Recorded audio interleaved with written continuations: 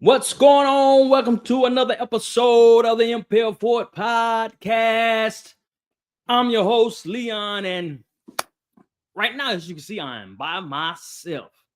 So I'm going to tell you this right here. Make sure you go to impelforwardmerch.com. That's impelforwardmerch.com. That's all things Impel Forward merch. Look, I have a Black Friday sale going early. Go get you some merch. As you can see, I got the back. I'm wearing this suit. I'm wearing this hoodie every episode. So if you see me, hey, look, why? Hey, Superman can wear. He can wear something. He wears something all the time to save people's lives. I can wear this. Batman don't change his uniform. Spider-Man don't change his uniform. I can wear mine. But yeah, make sure you go to impelforwardmerch.com. Early Black Friday sale. Early Black Friday sale. So yeah, we're here, and the holidays are approaching. The holidays are approaching. So we got a couple of topics we're talking about. My co-host and Mr. Pierre, they I don't know if I should say this, but you know, they on that time right there. So they're supposed to be joining me. So if you are watching, we're going to get into it in a minute. But I hope y'all having a great day. Make sure that you like, share, and subscribe. Like, share, and subscribe. Like, share, and subscribe. Like, share, and subscribe to this podcast. Make sure get people on. What's up, man? What's going on, brother? Hey, you always stuff in your face. The people say, "Where's Mr. Pierre?" No, they didn't. I am. How you know I was eating? Because I knew you was. I saw you chomping. Dang, man, you wasn't supposed to see that, man. This is What's a going professional on? environment. He got you on blast already? You see that? You on blast too. Why? I told you y'all was on this kind of time. Nah. I went to the gym. I was trying to, be good. What they got to do? They ain't got nothing to do with it. They ain't got nothing to do with it. It got a lot to do. I was racing home. Were you? Mm-hmm. For the people. Were you really? I was. For the people. Hey, so look, I already opened up. You know what I opened up with? Go to Impel Forward. No, we don't know. Go to Impel. Yeah, y'all don't know. Y'all would have been here. But we 1 minute late. My goodness. Hey, the people waiting. The people okay, waiting. So to the people over there, the people over to the people. Remember that NWA? The people. No, everywhere watching. Huh? You sure that was NWA? Listen, man. The way my memory has been acting up, I'm not sure. Yeah. So yeah, y'all make hold on, let me. Huh? I want to know, what was you talking about? Oh no, I was just telling them to go to impelforwardmerch.com. Impel Forward Merch. No, he's over there selling. Mm-hmm. Yeah, that's all I'm telling he told them to get 2, 3, or 10. 2, 3, or 10s. Black Friday sale. Mm-hmm. Hey, it's on. So yeah, Listen, y'all go grab y'all some merch. Grab some merch. It's very comfortable. Y'all see, I had it on in Colombia. I got on the merch. Oh no, this ain't it. This is a different manufacturer. Don't do that. Don't do that. Hey man, they sponsor me. You don't. Yeah. That's a whole nother topic for a whole nother day. Yeah, I'll let them believe that. Just saying. Hey, nah, you know who sponsor you? Who sponsor me? Who? I want to, you know what? I want to open. I know you got a list, but I've got to get KP's take on my question because we're not going there yet. No, we're not going there yet. What we doing? Where we going? No. Wait, KP, is your phone on silent? This one we go stop. Why?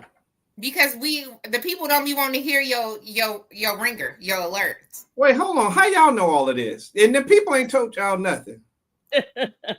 Y'all just be making up stuff that y'all gonna get on me about. No, we got some comments in the chat.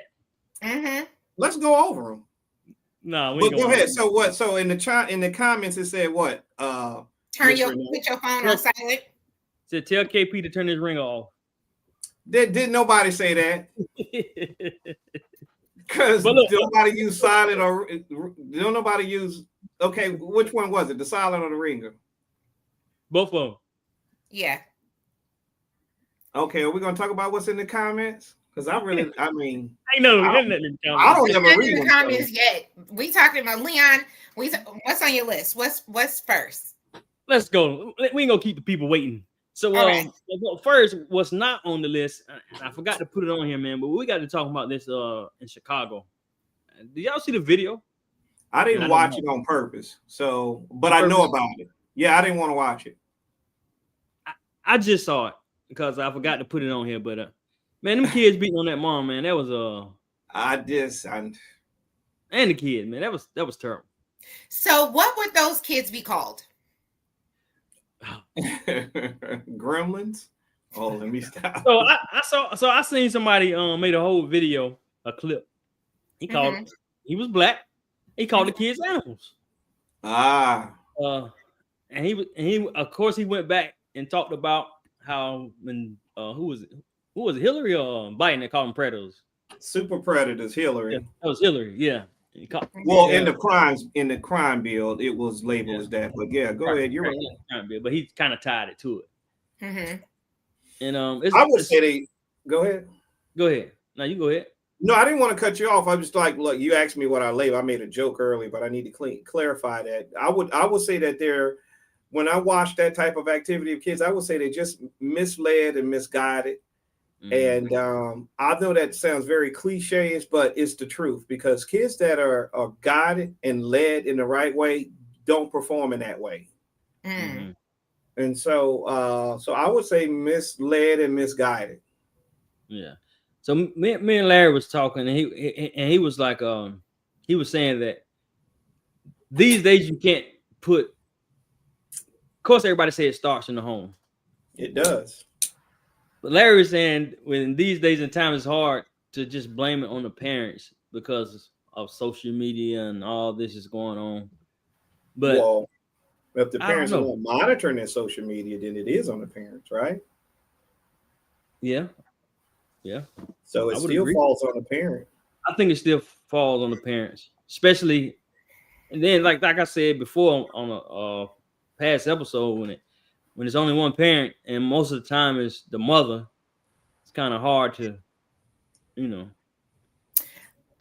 I don't disagree, but what I just find it difficult for kids to understand, or where did the lack of respect come from for adults? Okay, you got me. Right, that's not me. Everybody in the comments, that's Miss Renee. So I have to ask, like, the kids had no respect for a grown adult. None. Not from illustration. I didn't watch it, but from what I didn't watch it either. Sorry, Leon. I just refused. I've seen it all over social media, but yeah, I've seen it all over. I just wouldn't watch it. Yeah. Where did, or excuse me, when did we start treating adults like they we're all even level? First of all, Renee, we never did start that. I'm a 51-year-old man, and my mom and her friends and they will never see any disrespect from me. So we didn't start doing anything. And along with that, primarily the kids that we raise, they don't do that because we're not going to allow that to do that to us and to address another adult in a certain capacity or not. So we can honestly say, well, that's this new generation.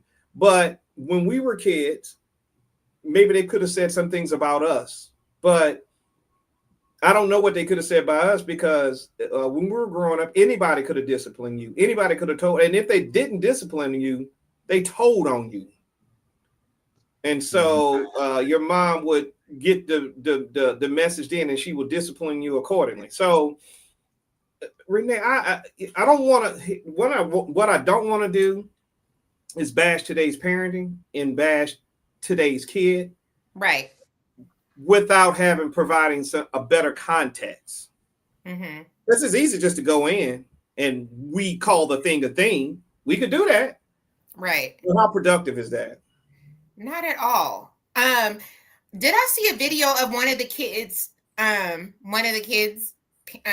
apologizing with their parents? Because they were all parent, I think I read somewhere where that parent made that kid apologize. Out of all those kids, you had they one did a video. parent. One of them, it was a little girl, I believe. I heard somebody talking about it. They said the girl was looking like she was smiling and laughing during the apology. That's the thing. That's the thing. They enjoy the. Oh my God, man! I don't know, man. I remember this scene right before I left Louisiana, and I remember there was this robbery in the Lakeview area, which could be a predominant area. And I remember it was an older white woman and these black kids. I think it was 4 of them. I think 2 girls, 2 boys. I can get that wrong, but it was a mixture of gender, and they were young, and they carjacked this lady for a car, something like a Prius. Yeah, that woman's arm got caught up in that door, and they drugged that woman until her arm detached from her body. And I remember when them being arraigned, they didn't have a look of remorse. It was more like they thought it was funny. And I remember looking at how sinister that looked, and that those kids had no remorse, that they had just drugged that lady until her arms detached from her body. And I thought that was, I remember seeing that, and I thought, we're doomed. If these kids have no empathy or sympathy, then we're doomed. Mm-hmm. So what was the reason for them jumping this lady? That's what I was hoping you guys would provide the context and the context. Looking at another clip, it said the kids were messing with her kids. I don't know if it was at a bus stop or where it was at, but she went up and grabbed the kids and they started walking. And you can see in one of the videos, you can see the kids following behind the kids and their mom. And all of a sudden, they just jumped on them. Yeah, that was something that just didn't happen when we grew up. Yeah. Even the bad kids, the ones that was on medicine, they didn't do that. Man. Yeah. And I seen another lady. She said that she stays in the neighborhood. She said them kids, they've been doing it all year. Even in the neighborhood, just terrorizing them. Oh, they just little terrorists. Yeah. That's what the lady was saying. Is that the new name? Terrorists? Don't do that. Could be. Don't do that. Yo, hold on. I got to turn my heater on. But yeah, that's. Oh yeah, I'm listening. We listen. I'm. You would. I'm very. I'm shocked. I'm appalled. I have second hand embarrassment. What's that? Like, I'm embarrassed being of these kids acting this way, doing this to this woman. Yeah, Joe Daggs. I think Joe Daggs. Listen, brother, you're right. He says, I believe that this generation will destroy our country. I didn't want to say it, but I don't think they're the right. I don't want to say all of them. I'm not grouping everybody. I just think a lot of these kids are not in the position to take the legacy and move it forward. You know how we always talk about, respect to our ancestors and, they ran so we can walk, or, in some way, somehow we acknowledge our ancestors, right? Mm-hmm. I don't know if I feel like what we've done, if anything, what we've instilled, what we've accomplished, what we've done is going to be lost down the line rather quickly. Possibly, but let me play devil's advocate with what Joe said and you saying and how we really feel. Mm-hmm. The sentiment that these kids have now, they're heartless, they're cruel, they're bigoted, they're bullies. They kill at will with no remorse, or they hurt with no regard. Could it be in the era in which, or where we're about to go as a country, where there may be some military uprising, there may be some internal civil war things going on with the way these kids operate. And if there was some internal civil war going on where we're fighting for our rights, or we have an authoritative government trying to seize our phones, trying to seize our possessions, we're gonna need these little. We're gonna need them. I definitely agree. I agree with you. We're gonna need them. I'm also looking at legacy down the line because well, we'll have the other kids that have to preserve it. Are these the youth, the young people that we want to? I guess when we talk about generational wealth, let's talk about it, right? Hold on, we ain't talking about that yet. No, I'm just referring to. I'm not getting into it. You're I'm just saying that like, is this the kids we leave generational wealth to? Because you said they're only going to squander it. They're going to squander it before their generation is over. I didn't say that, but you said it, and I'm just saying this is something you got to. No, I'm saying, is that what you're saying? That I don't know about squander it. I just don't think that they'll care as much. You know what I mean? Which means they will. Let's not use a squander. They will lose it. Right. Not necessarily, or either sell it, give it away, do whatever. I just don't feel like, and some, I'm not talking about all. I just feel like the entitlement is rather. It's big. It's big. It's big with them, and it kind of overshadows, the potential. And then also, this comes into play where some people don't want to touch the black on black crime, or I wouldn't say don't touch, but if you speak against like what happened in Chicago, even when it goes back to what the mayor had said, calling them YNs, or just for their actions and how they're acting, some people will still try to, I guess, defend for them. Well, I mean, as parents and, and some of these individuals that, I guess, because we've been groomed so much where, somebody dies or gets shot or is black on black crime, whatever it is, it's always been this negative stigma behind it, right? They're showing their arrest record and their reports, and it's always been that way until I would say a couple years back. It's almost like, no, these people were more than just what you're pulling out. All you see about them are negative, everything negative. You don't hear anything positive. So now I feel like that also has overshadowed the bad behaviors, because they're just like, oh, little Jimmy, I know he beat that man up, but he was getting straight A's last year. I don't know what happened. He's always been good in school. He comes home and he listens to me, but DeQuante just killed somebody. Oh, he was a good kid. I don't know what happened. He just, he was just mad that day. Yeah. And Red says, go ahead, KB. No, go ahead. We'll address what Joe says. Yeah. Is there any way that we can correct the kids into today's era? And I think we had a conversation about that before, KP, as far as catching them while they're early, Gotcha. Yeah. Elementary, 3rd and 4th grade. I don't know. These 3rd and 4th grade kids are bringing pew-pews to school. Well, yeah, that's why you still got to catch them. I just had a conversation. That will be the only time you can correct that behavior. Once they get 13, 17, there is no correcting that behavior. Yeah.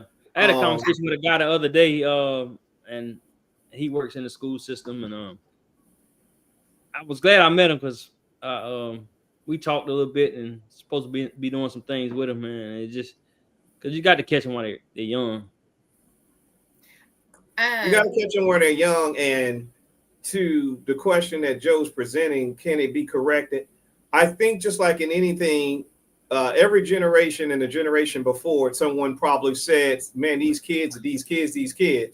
But I will tell you that something about the origins of life corrects itself. And I can tell you what we're starting to see now, which I'm glad.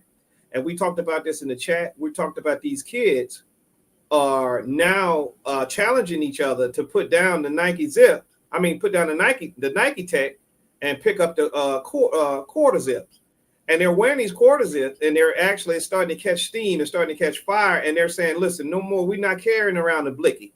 You know what I'm saying? I'm not trying to shoot Guess my that brother. they're going to get matcha. And then they want to drink matcha, and they're not drinking fast food. They're going to get these fruit bowls and the acai bowl, however you say that name. And I'm watching this movement.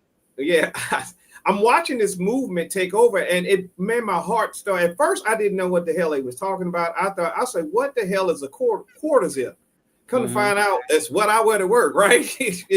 I didn't know what they were talking about. I saw them with the things on, and then I started realizing what a quarter zip was. And I was like, good kids, bring that in, because I got a bunch of them. And so, go ahead. How do you think that would change them by wearing? It's changing their mindset, because it's starting with the mindset. Listen to these kids that's talking about putting down the Nike Techs and putting down the Blickies. They're talking positive. Like they're saying, I'm not going up. They're wanting to change the perception. They want to change the perception. They're like, I'm not going up to a female and asking her for Instagram. I'm asking her for her LinkedIn. See how we can link in together, get business together, grow together. Like these little dudes was talking, and they have been talking. It's not one subgroup. I done seen a few of them, and they're talking about what they're not doing anymore. And kudos to these brothers that is pushing this, and I hope that it continues to catch fire. My only other hope is, come on, my sisters, it's y'all turn now. What? Hold on, I'm gonna answer that. Let me get to Joe's question. Not you 50. It definitely starts at home, Joe. I think, and we talked about this a little bit, and I don't, this is not for everyone, but also, for our single parents and dating.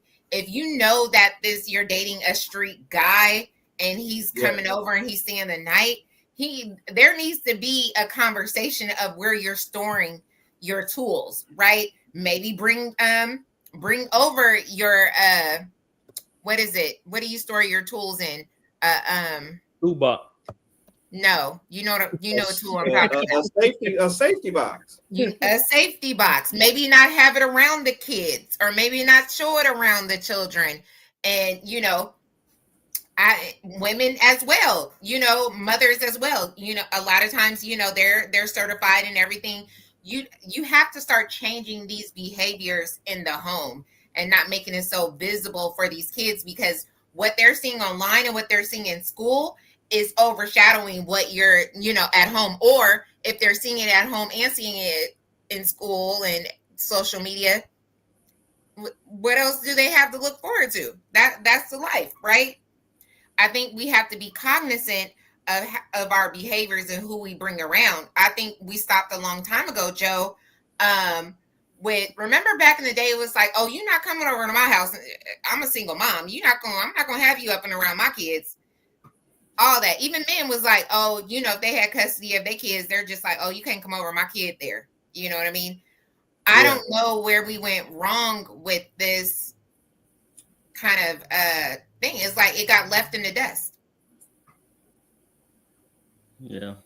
Yes, but to some of us still maintain that level of privacy, security for their children. Oh, absolutely. Yeah. That's why I said I don't want to group everybody. But, we're hearing about kids bringing, weapons and stuff to school. How they get it? How they get it? Because these parents are not treating that tool as being responsible with it. Because listen, having those type of tools, you're gonna have it's nerve wracking. You need to know where they are at all times, especially when you have kids. When you live alone, that's no good. But because you live alone, you forget that when you have kids over, your kid, your niece and nephews and things like that, and you're used to being alone, and you forget where it is, and that's how they can get it. They can get it from going by uncle's house or an auntie's house, because they're not as they're open. I do know when you have kids live in the house with you, that is the most stressful thing that you could having a tool is the most stressful thing. You got to know where it's at all times, and it needs to be locked away. And your heart, Lord have mercy, I wouldn't want a child to get a hold of something and do something like what you say, bring it to school or something like that. I don't know how I would live with myself, but knowing that medicine, all of these things, you have to be even more cognizant of your surroundings and what you're leaving around and what your kids have visibility to, because they think it's cool, or, you know, they want to show it off. They don't know how to use it. They're, you know, they want to try it out because they see you maybe using it or whatever, and you're fine. They're just very impressionable. And also some of them want to brag, like, yeah, look what I got, not even knowing the consequences. That's true. And kids, ironically, talking about what a tool, something about kids will find it. No matter how much my mom might have hid her tool, I always found it. Right. But if she had it in a lockbox, you're going looking around. Curious, and I would look in places that, you know, and the hiding places that I remember played where being one time, you know, for a long time, it was always in the bathroom, over the top of a door that had over the top of the door that you walk. You would never thought to look there, but kids find it. I remember finding a shotgun in the back of a shifero, which we used to call it, right, or a cedar chest. And it don't matter how much you hide your porn tapes or your tools, kids will find them. You lock them up. They're not going to take a big. So Renee, to your point, if you lock them up in the lockbox, then they can find it all they want. They can't get to it. So your suggestion is 100% foolproof. They are inspired or influenced by the music that they listen to and seeing the actions by artists. So I was talking to, matter of fact, the guy, the same guy that I talked about on the last episode we did and he was talking about growing up in New York and talking about the food stamps. Saw him today, and he was talking again about the music, the influence of the music, and that's, you know, people have been talking about that for a while as far as the music and the influence, and I can kind of see it. You know, it does have an influence. Listen, I listen. Have you seen video of NBA YoungBoy concert? I've seen clips. Let me tell you something. I don't subscribe to Charleston White at all, but he made a statement, and this will probably be the first time you hear me in my life. Okay. I 100% agree with him. What did he say? And I'm not going to quote it verbatim, but he did say, he said, NBA YoungBoy brings out all the illiterate, ignorant kids, but he used something different, kids and people in the world, because I don't understand what's coming out that man's mouth. And I don't see. That's the thing. He said, but he has a huge following of illiterate people. Yeah. And they I listen. So I will say this. This is what I will say.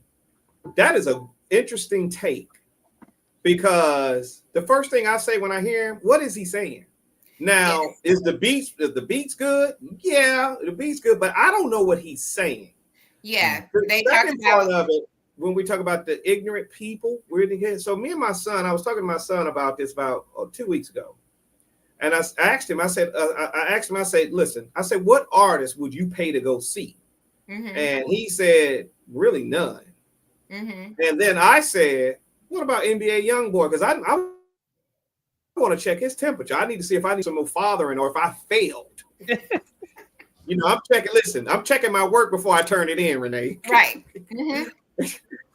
So I'm like, what about NBA YoungBoy? And then he made mention that his cousin was talking about going to see NBA YoungBoy when he came to New Orleans. And KJ was supposed to be home at that time. And he was like, he didn't really want to go. He was saying that, and then he contradicted himself when I was like, well, what if, because he's in school in North Louisiana. I say, well, what if he came to Monroe or Shreveport?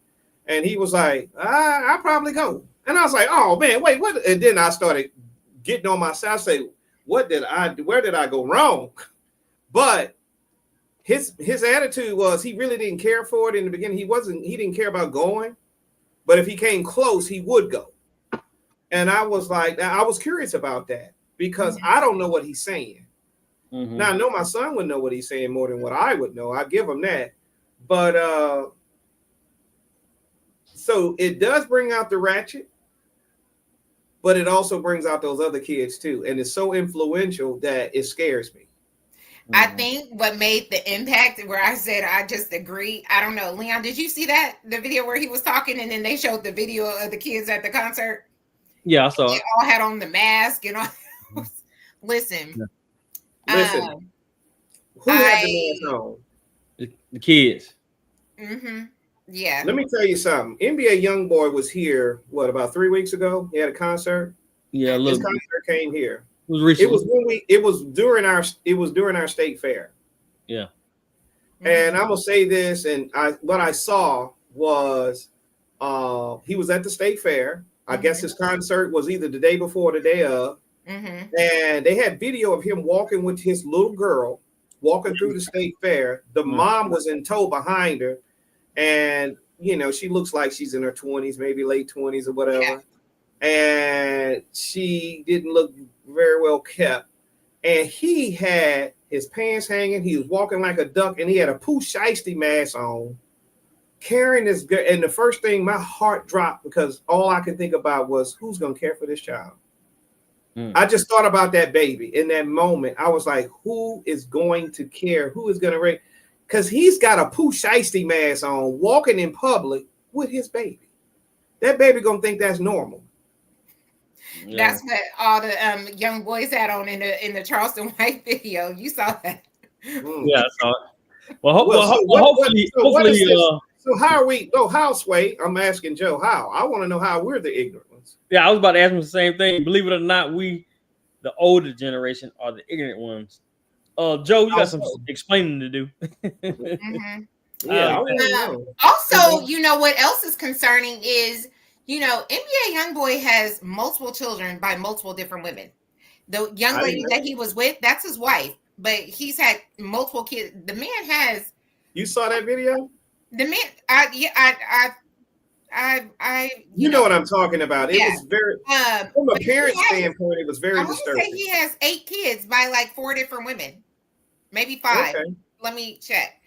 Again, these are who these kids are idolizing, right? You got Future, you got NBA YoungBoy, you got Neo with 75 wives. You know what I mean? But they're not idolizing him. It's either him or NLE they're Chopper. Looking at that. They're looking at NLE Chopper. They're looking at Big Extra Plug. I'm mad. I like Big Extra Plug. I feel like he's doing great. I'm the biggest. Hey, look, y'all know the name. No system. My mama stayed in them apartments, regardless. I like Big Extra Plug. I think he's been through a lot, and now he's reaping the benefits from the. There are guys like Big Extra Plug and Ride Wave. They are crazy about Ride Wave in the same way the NBA YoungBoys. I'm not begrudging. I'm gonna put this out. I'm not begrudging my brothers, because however you can get the income to get yourself into a place where you can provide a better life for our Black kids, I support that. But I don't support it at the expense of losing a generation of kids. Yeah. NBA YoungBoy has 11 kids by multiple women. He don't. His pullout game is. He's in his 20s. Well, good. Well, I ain't gonna say good for him, but let's move on. Oh, no. Joe just responded. Yeah, because Leon think that I'm gonna. We don't understand their talk slang codes. We have to ask our kids, what does that mean? We are lost to the new style of. No, man. I mean, that's the definition of making us ignorant. So we're ignorant. I understand what he's saying by that. But, yeah. What's that? We don't understand their talk slang codes. Yeah. I understand. I don't understand in the rap, but most of that stuff, as you can tell, I can go deep into what the common rap, with the noted rappers today, and I know most of their songs. I'm just saying with NBA YoungBoy, I don't know none of the words. And some of that slang, I get it, and some of it, most of it, I get, not all. If you really tried to listen, you would know the words, but you just don't listen to them. I agree. But we're from a generation. No, we don't understand. No, I don't a generation where rappers enunciated their words, like we were able to understand what was coming out of their mouth. Part, but if you really wanted to understand, so what I'm saying is, Joe is saying that the ignorant that ignorant thing gets thrown around a lot, and it happens. Like right now, it's saying that we're ignorant because we do not understand their language and code. That's not my definition of ignorant. We're just ignorant to the music, his music. But So, but I would use we can't be ignorant to the music. That doesn't make us ignorant because we're ignorant to the music. Right. I don't understand bluegrass country music. Does that make me ignorant to it? Right? Does that make me ignorant? No. But ignorant get thrown around a lot with like it's get thrown around here. Or if someone is a heterosexual man, like, I'm a heterosexual man. I don't get how can a man be with another man. I don't get it. When I say that, you're just ignorant. Oh, am I? So when somebody say I'm ignorant, I learned that society. Let me tell you something. Y'all remember when we was in school? Those kids that wasn't so smart, they were in the. They went to lunch before us. They were in a separate part of the building. Mm-hmm. They were marked. We knew who the slow kids were. Mm-hmm. Guess what? Those kids are now in society, and they blended in amongst us. So we don't know who's the slow kid. Mm-hmm. So I start identifying slow, low energy type of activity. And when I see it, I step away and I concede we're ignorant. I don't know if I would necessarily call it ignorant. I would just, I could of course you would say that, we lack understanding of what's coming out of this person's mouth. And we're not making a cautious effort to even want to know. Well, right, because Leon said that if we focus, if we slow down and really pay attention, we'll probably hear it. I don't care to want to. Right. That's what you're ignorant. Yeah. I don't think that makes me ignorant. It just makes me have a preference in the music that I listen to. New definition. But the reason why I use the word ignorant with talking about Charleston White, he didn't use that word. He used something different. Oh, no. You're right. I know. He used a very offensive word. So I, in return, use something different. Right. So, yeah. But all right, well, we're moving on from that. Yeah. We're moving on from NBA YoungBoy and the it's too much. Yeah. So make sure if you're watching, make sure you like, share, and subscribe. Share it to the folks. Everybody else can jump on and comment. We want to hear your questions. We love the comments, man. Yeah, make it interactive. I like that Joe is saying something because listen, we all can't be. All of us are not right and all of us are not wrong, but you have to be open to other thoughts and other views. And like I said, even when I hear it, I don't take offense to any of it. It's just that person's point of view. Mm-hmm. And there's going to be no convincing because they get no. I'm not in the business of convincing someone something because if they believe it, they believe it. Yeah. I don't know about that. But anyway, moving on. What you don't know about? Wait, before you move, what you don't know about? I'm talking about the conversation me and you have. But anyway, let's go. Oh, okay. Let's talk about the ice raids in North Carolina. It's very disheartening. Oh no. Can I be honest? Be honest? So, me being a 92%. There you go. Right? I missed the question because of my internet. What did you say? I'm talking about the ice raids in North Carolina. We go. I'm going to be honest. From the 92%, a lot of it's very hard for me, right? Because if we looked at the statistics of Latino voters, right, we know 60%. That a high amount of 60%, voted for him. Right, knowing that they had, family members that are illegal, or other friends and families that are illegal. They're here, they're working, they're trying to, or people that are trying to seek asylum, but our process takes years, right, to get there. And I feel like. I don't know, now their ICE is here and they're just picking up everybody. They don't care if you're legal, not legal, whatever. They've been doing that. Part of me cares. The other part is like, we tried to tell you. And you went and picked and chose and cherry picked the definitions of what was coming out of his mouth when we said he was lying, right? And they're like, no, he said the criminals. No, this meant everybody could get it. He did it the last time he was in office. So So it's hard. I mean, I feel bad. Don't get me wrong. I feel bad because I'm human, right? You're human, right? The other part is like, why you voted for this man, so you chose to close the same door that you walked through to get here on your people. That part, Renee. That part. That part. That part. And that's for the person that was on the show and he was talking about his wife. Remember the young man, his wife, she's now a U.S. citizen, and you know how he felt like you got to go through the same process. Well, at one point in time, she was here illegal. Absolutely. Now you say part of you feels bad. I've heard. I feel I heard a lot of black people that say, "Get them out of here." They don't care because they don't stand up for us in certain situations. That is true. That is true. They showed that. That is true. That is true. They gave us their ass to kiss long time ago because of their adjacent. They want to be adjacent to they want to be adjacent to whiteness so bad. I don't even know if it's adjacent to whiteness. I just feel like they've been brought up, or they feel as though the superiority is there. Like they don't know really anybody white or anything, but they strive to be it because they're not black. They strive, like they were brought up to know that this is the white man or whatever is that's the best of the best, and that's right. So you're saying essentially what I'm saying, they say. They say that, you know, like I said a few episodes back, I murdered the little lingo that they say that bottom smiles or whatever.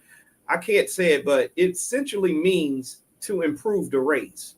And they all know it. If you say it around them, they're gonna smile, they're gonna laugh, and like, how do you know this? And basically, their whole goal is to improve the race by mating with white people. It's almost like you get one contract of work, and now all of a sudden you feel like you family. They gonna invite you over. The problem that we tried to tell them, they don't have a history with the Americans that we do. We have a history, so we have learned to know a snake when we see one. We have learned to know a true Christian when we see one. We have learned these things. We have learned to know when someone is lying. And so even though they don't mess with us and they despise us and they distance themselves from us, we still try. We still try to help them out. We still try to tell them. So I think a lot of us on the other end of it, Renee, our humanity from humanity is there. Yeah, for sure. Y'all voted at a 60% rate, and sometimes you get what you got. And it's going to take black people and everybody else to turn this thing around, because y'all ain't going to do it by yourselves because they're not used to fighting them. It's going to be a black woman. Black woman. It's going to be a black woman. We always save the day.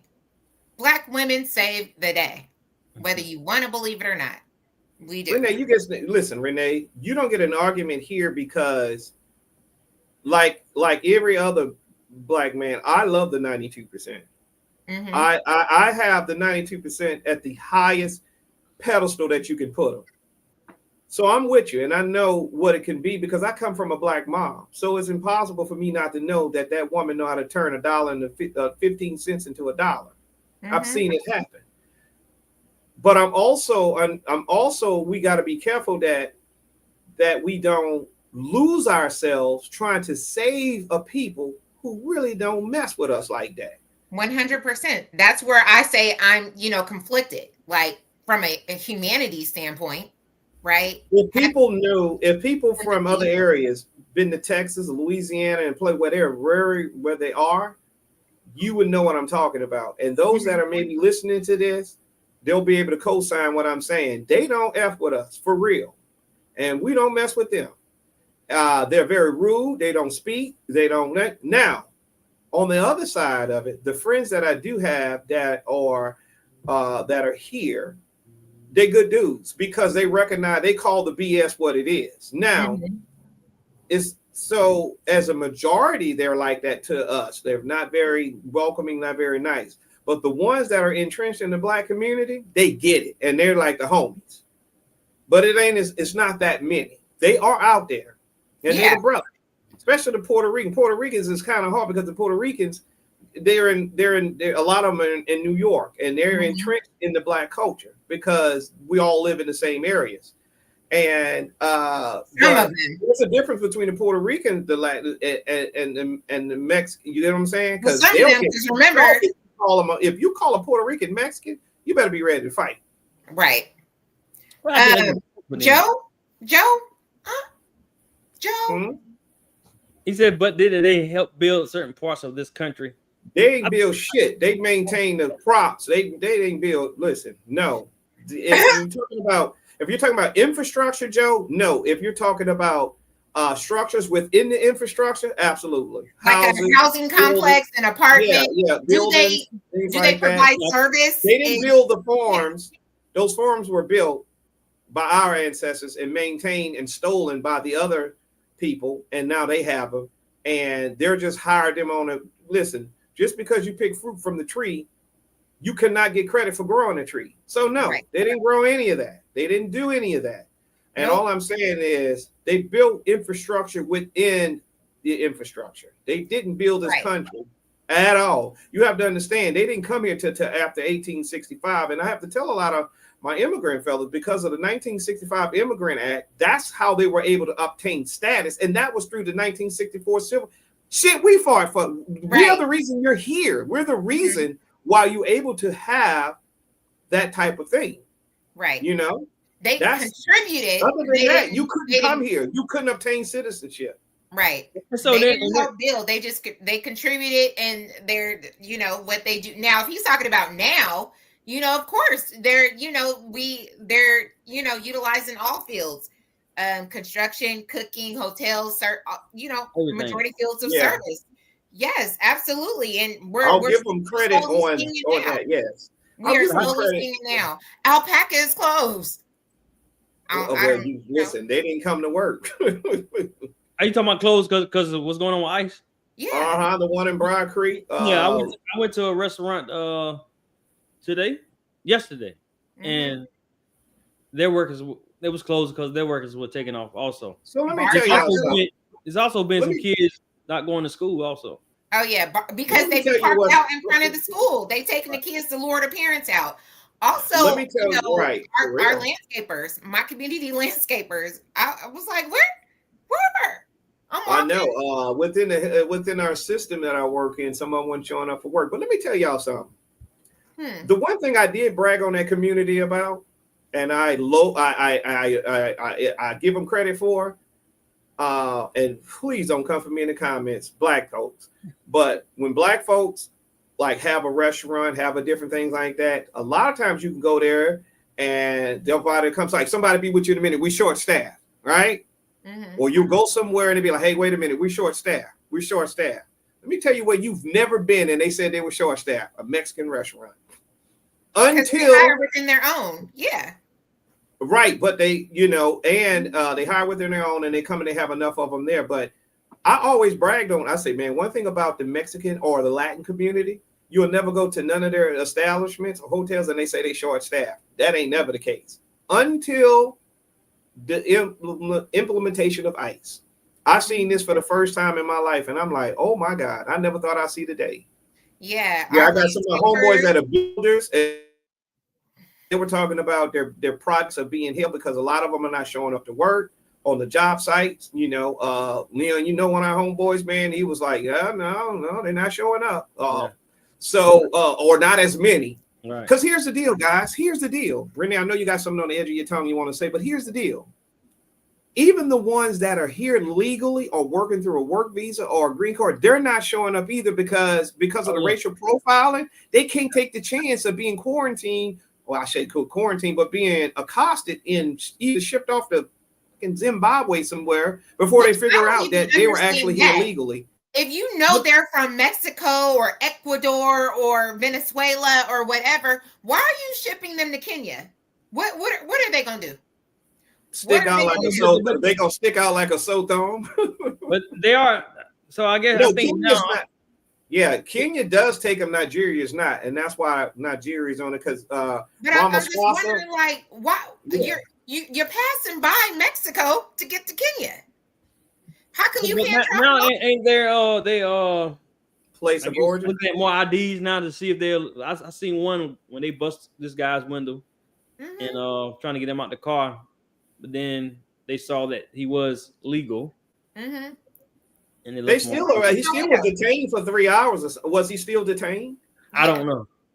Because that's the problem. They're still detaining people that are legally here. And they're supposed to be after the criminals. They going to elementary school. I didn't know the criminals went to elementary school. If they play AAU, they still in elementary school or high school, and they grown adults. I'm just playing. You confuse me with that. What you mean they play AAU? You know, AAU be keeping kids in school. They be 25 still in 8th grade. Well, I will say to the Latin community, thoughts and prayers. Thoughts and prayers, yeah. The great thing is, and they know now, right? They know now. I will vote Donald Trump.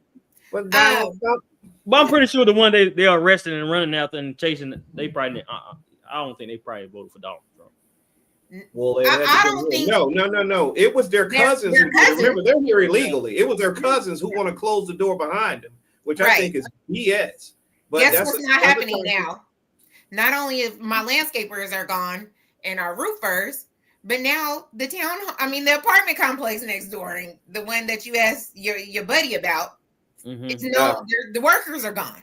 Yeah. Well, so speaking of, you called him my buddy.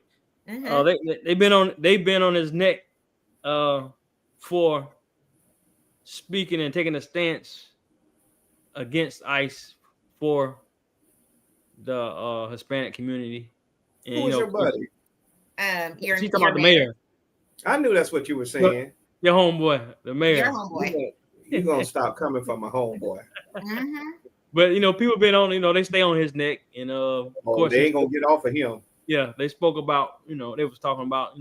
Why is he taking up for the Hispanic community, and and he called black people, black people Ryan. Yeah. So he's taking up for ICE or the Hispanic community being accosted. Which one is he speaking up on?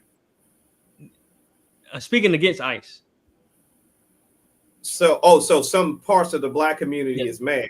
Yeah, mad. Yeah. So if he speak up for ICE, the other part of the black community get mad. You see, Renee, they don't have a chance. So I don't know.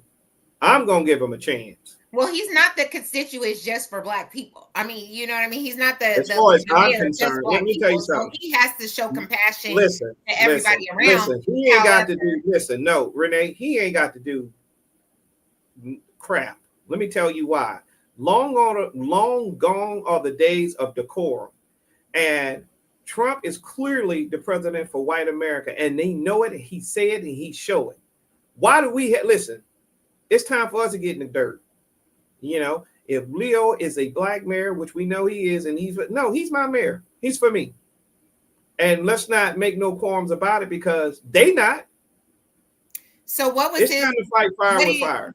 Was he just saying that he's against ICE and and providing resources for people? Whatever he said, I support because that's my mayor. Okay. You know what I'm saying? It's gonna take a black woman. A black woman wouldn't even have all this going on. You really think? Oh yeah, 100%. Well, I'm just talking about as far as this political world. I don't. Yeah. Listen, Renee. What did Michelle Obama just say? Renee, What did Michelle Obama just say? Well, I will say this, Renee. I will say this. I agree with you, and I support that statement. Just not that black woman. That's all. That you get what I'm saying? Just give me a number. Give me you just never know. I listen. At this point, I don't want a Condoleezza Rice because that's what she was. She's very nice. She goes along. Very nice woman. I still adore her as the black queen that she is, but I need a pit bull in a skirt. I need a Jasmine Crockett. Okay, and we have them. They just have to be ushered up. I don't think any of it matters. We've been rocked to sleep. We've been rocked to sleep with Democrats and Republicans and voting. We've been rocked to sleep as a community, as blacks. Yeah, that's what we have to depend on. That's what I'm saying. They got us hating each other as a people, man. We rock to sleep, man. I know. We rock to sleep, man. Well, I mean, you know, people living in this system. I feel you. That's a whole nother conversation, man. The hatred amongst us, man. The hatred and the division amongst us seems to get a little wider as it gets a little narrow. And it just throws me off. I don't feel like it's amongst us. I feel like it's against black women. Huh? Why is it? Listen, why you think everybody out there? Listen. I'm gonna say this for the record. I'm talking about us as a people. For the 80%, we love black women. We adore you guys, and we believe that you should be in positions of power and be in a position of decision making. I have no problems with that. I will never have a problem with it, and I'm always going to support it. The only person that's attacking you is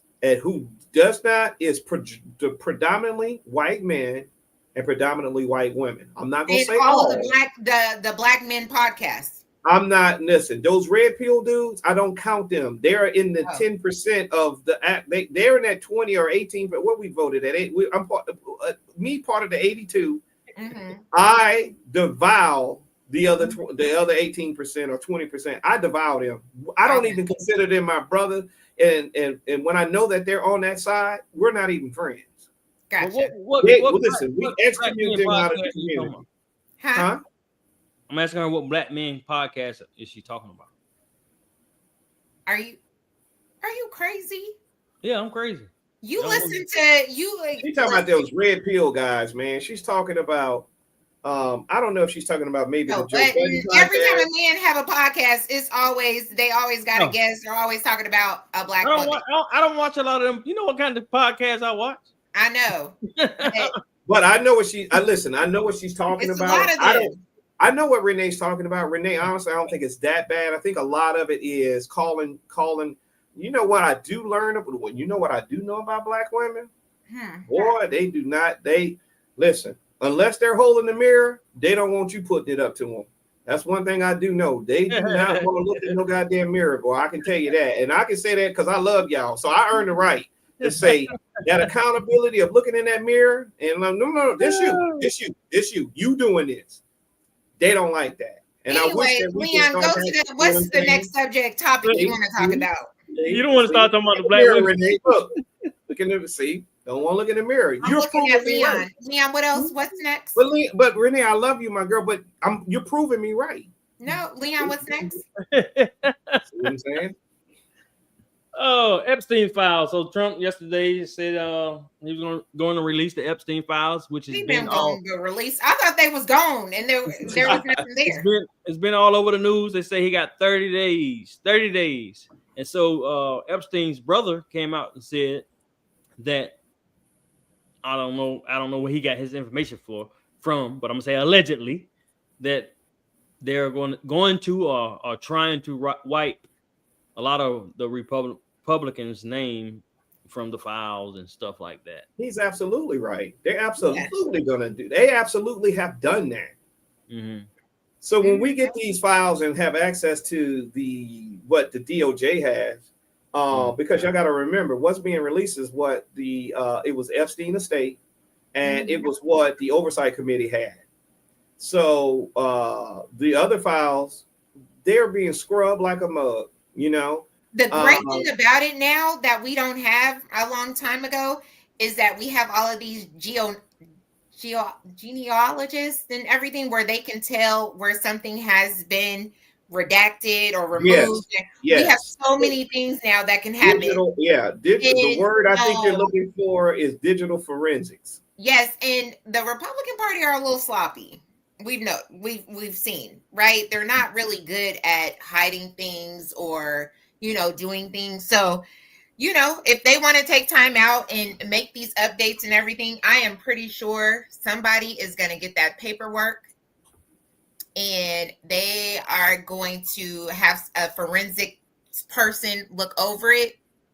And Yeah, it's gonna be a show. Listen, But one again, thing I about hope the it was internet, on. yeah, Didn't they say one thing about the internet is undefeated, and you're going to get a bunch of redacted files that it's not going to make sense, and somebody's going to have to go in there and claw in there and make it make sense. Now, do I believe Trump is in the? I have two ways that I come on this. Number one, do I believe Trump is in the Epstein files? Absolutely, he's in it, because what the House Oversight Committee had, they releasing his names all through it, right? But I don't think it's in. You froze. Oh, okay. Yes. You don't think so? What I believe is, number one, his name is in there, but it's not in there in the way that most Americans think. The first way that I know that it's in there because prior to Jeffrey Epstein's arrest in 2019, upon his demise, he was talking with author Michael Wolff, who wrote the book Trump. He wrote a book on Trump. I think he wrote 2 books on Trump, but he's an author. Michael Wolff was in communication with Jeffrey Epstein while he was in London or wherever he was held up at. And in those interviews, he spoke about the conflict him and Trump had in the beginning. And he said that he was buying a property, and it was in Florida, and it was a $20 million property. He called for his buddy to come over and look at it to give him some pointers on what he should do with this building upon purchasing it. What he should do with the pool, because he knows that Trump is an investor, a builder, right? Or whatever. Trump goes behind his back. Some kind of way the price of the home went up from 20 mil or 10 mil up to about 30 or 40 mil. Jeffrey Epstein tells Michael Wolff, he was like, I know Trump don't, because they're friends. He was like, I know he don't have that kind of money. Some kind of way he pulled together that money. He went and bought that property under Jeffrey Epstein's behind his back. And then he turned around and sold that property. I think they did something to it and sold it for somewhere about 80 or 90 million. I could be getting my numbers wrong. But Epstein said that was the way Donald Trump operated. He will go behind his friend's back. And he talked about Michael Wolff. And it led to this. And he said that he believed that Donald Trump was the person that told the FBI and the CIA, all them, that things that was going on, which started the investigation into him. He told Michael, they said somebody said an informant or something. Yes. So what I am telling you is, and I wish we had recorded this a month ago, because I was saying this. I said Trump is in there, but he's in there as an informant, because we already know Trump don't mind telling, and he don't mind throwing people under the bus, especially his friends. That's who he does it to. And so Michael Wolff is on record of taking that recording or that writing from Jeffrey Epstein, saying that he believes that Trump is the one that told the authorities on him. This was out of his mouth. And then after that, he flew into the United States, and that's when they arrested him. And then a couple of days later, he unalived himself. But I believe Trump is in there, but as an informant. The second thing is, I think Trump don't want this stuff to come out, because it's not that he did anything illegal. It's the embarrassment. I think the things that he'll be tied to in there are going to be embarrassing. And I think that's more about what he had in there, because there are a lot of things in there with Ghislaine and Jeffrey talking about Trump being in a room with one of their clients, for hours. And we know what their clients were. They were young little girls. For the way I feel, I don't need to see the Epstein list. And I hope that your software picks this up and cap this.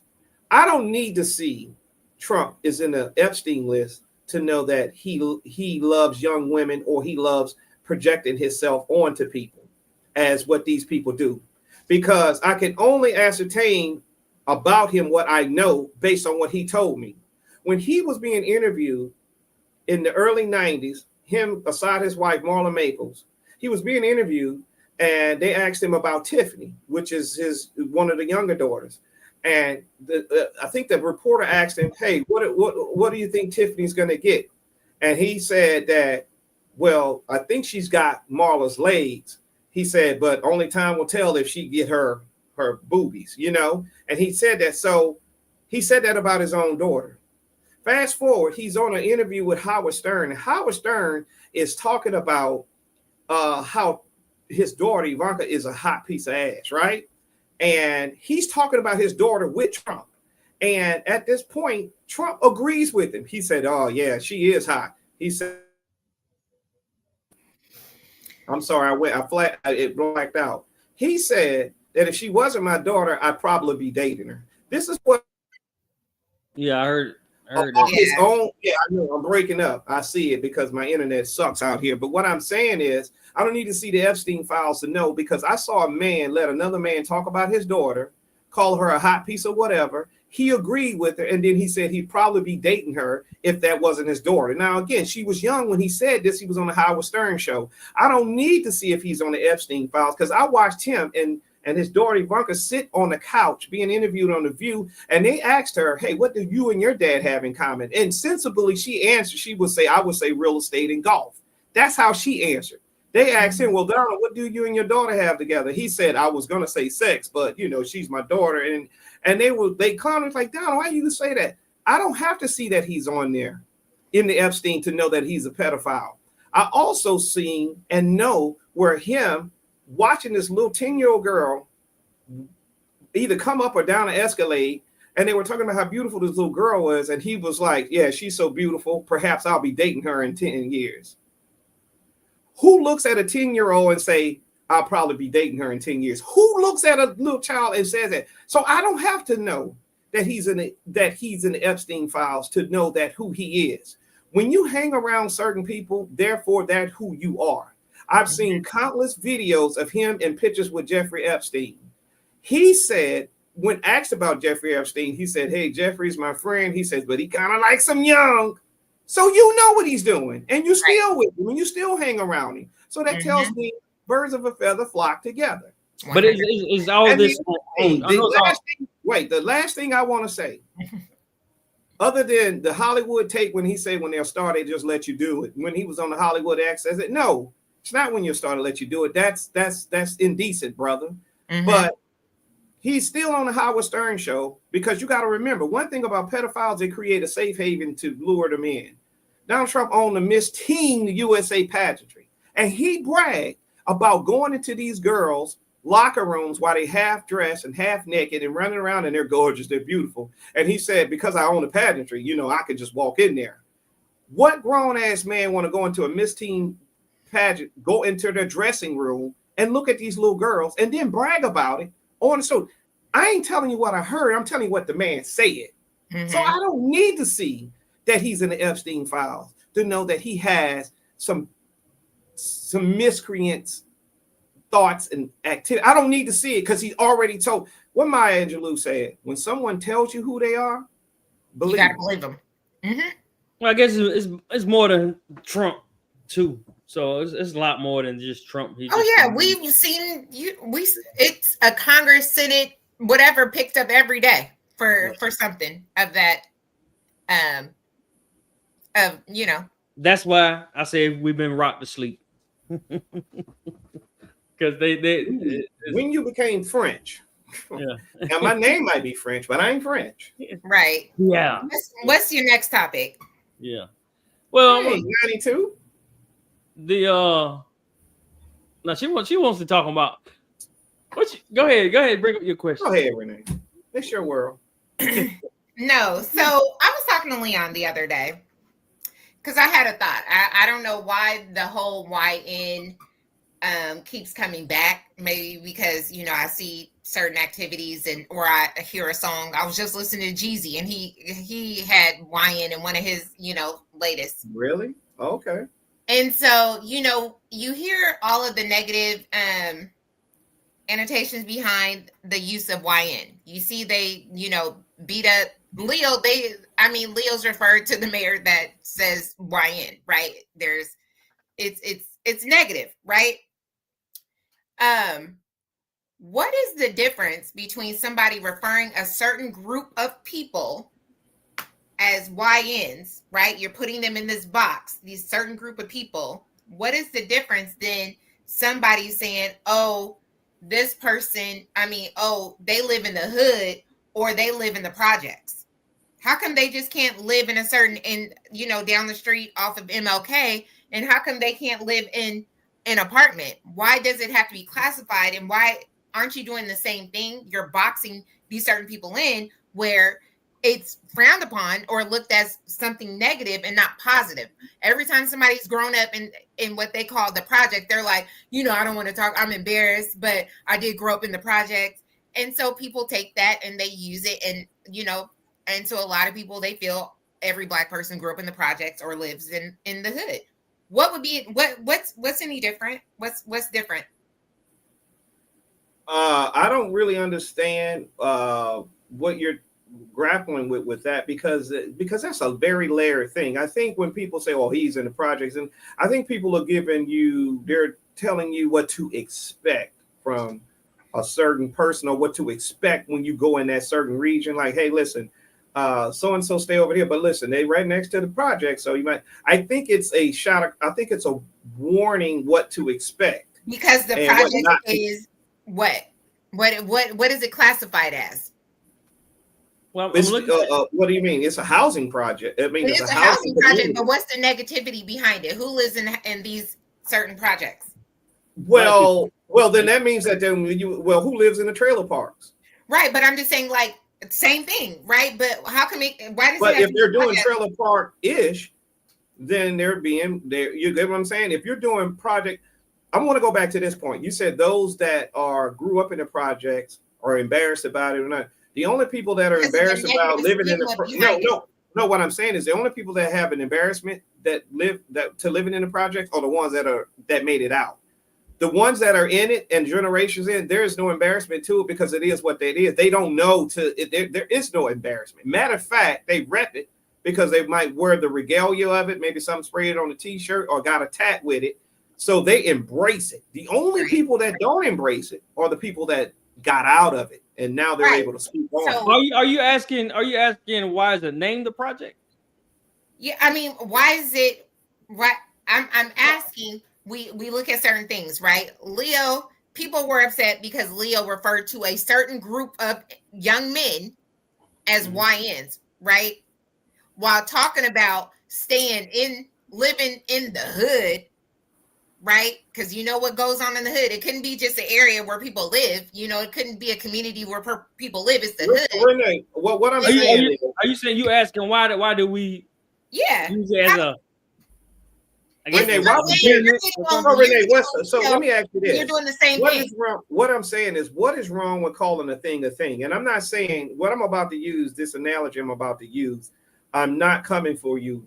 I adore you. Okay. There's nothing. But you know what you say, you know what this sound. But what I'm saying is, what this sounds like. You sound like the woman whose son just got shot from breaking into somebody else's house, and she's talking about. And the dude was like, "Yeah, I shot him. He was trying to rob me. This thug trying to come in and be like, he called my baby a thug. He said my baby, and my baby is nice. My baby was this. My baby." That's what it sounds like. It sounds like you're justifying. No, I'm not justifying at all. I'm saying I'm saying I feel like people are being contradictory. So you're mad at Leo for calling a certain group. Okay, come on now. High-ends, right? While referring to, because I live in the hood, certain group of individuals that live in the hood still same good point.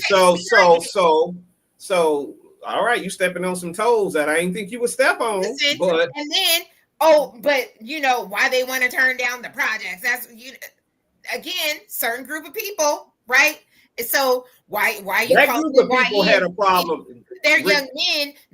They're just young men, and you shouldn't even use that. And a lot of them grew up in the hood, so they don't know no. You're okay. So you saying that she called the and don't call them. They're all other things. These are a group of young boys, right? They're not YNs. This is an apartment complex, and this is an area. This is just a community or an area. It's another area. You're in North Durham, South Durham. Why does this happen? Are you saying because I will say this? Are you saying that she called them a housing? I'm saying it's an apartment complex. So how come it can't be an apartment complex? Why are you calling it the projects? So it can't. Somebody like me need to know that who just moved here, and you're telling me I need to go by so and so, pick up so and so. I need to know that. So again, you're doing the same thing that people are mad at Leo about. Saying the YN if I understand you correctly, you're saying the people that got mad at him calling YNs the YNs are the people that live in urban housing projects, or they're using and they proudly say, "I live in the hood. I'm from the projects." But you get mad that somebody called one of the kids from there YN. That's what you're saying. Why are you? I mean, that's selective outrage. It is. It is, because I'm not going to call an area the hood, right? That's just, first of all, I'm not even good with maps or anything. So you live down the street, whatever. You live off MLK or you live off Holly Grove. I don't know. You live in that apartment complex. I'm not going to separate these individuals that live here because we deem them that's the projects or that's the what hood. I'm saying is, Renee, you're saying that you want to change the language and say that it's not the hood. You can't be mad at him for not changing your language when you're doing the same thing. Here's the danger that we run in that, and this is the part people not going to like. Here's the danger when you do that. I'm not saying that when you go to the projects, go into the hood, that you're going to get killed. But the probability, the percentage of you getting something happen to you if you're in there at the wrong time, at the wrong place of that place, there's a high percentage that something could happen to you. There's a high percentage of something that can happen to me in my neighborhood. No, it's not. So if we're talking about percentages, if you're in a neighborhood, if you come to Leon's house and knock on his door, but you knock on the neighbor's door, there's a low percentage that the neighbor is going to come out blasting you, right? Or you looking for where Leon lives, and there's some other people out, and they be like, "What you doing here? Where you from? Did you check?" You get what I'm saying? That's not the percentage of that happening in his neighborhood is 1%. But what I'm saying is, if you go into the wrong neighborhood, the chances of something happen when you get checked or you get things, that percentage is higher. I'm not saying that it will happen. I'm just talking in terms of percentage. You're still talking about a certain area, a certain apartment complex, a certain group of young men. We're doing the same thing. It just sounds very contradictory to me. I don't think we are. So it says, are they all negative? Are they all negative? All three. Listen, hold on. So it says the housing developments were officially referred to not if you're from there. Government projects. So so that's where the term projects came from. It was a project. It was the project. The ghetto was a term coined, and so it was a project. Right. But it's still an apartment complex. I tell you what, Miss. I tell you what. We'll strip all the names and we'll send you to Memphis, or we'll send you to Chicago. I done been in Memphis and Chicago, Southside, all of that. I tell you what, I guarantee you go knock on a few doors in the wrong, I ain't gonna say one of the names you said, in the wrong neighborhood. I guarantee you the worst thing will happen is somebody gonna check you. But I think it's a little different. That comment is the same thing, the same I will invite you to do annotation that people are upset about Leo calling a certain group of people. No, it's not. I think it's a little different. I think it's a little different than him calling people or YN. Why do you feel like it's different? Because he was addressing a question that was posed to him in a YN sentence. They said, "What are you going to do about these YN?" Not only that, I just don't think I can't. It's even I didn't have a problem. I didn't have a problem with it, but I understand. I didn't have a problem with him saying YN. So I don't know. It's not about you. I'm just saying, I know that. I'm just explaining. If you let me talk, go ahead. I don't have a problem with him saying YN, but I think it's a little different from what you're saying as far as. Is it? He labeled them YNs and people didn't like it.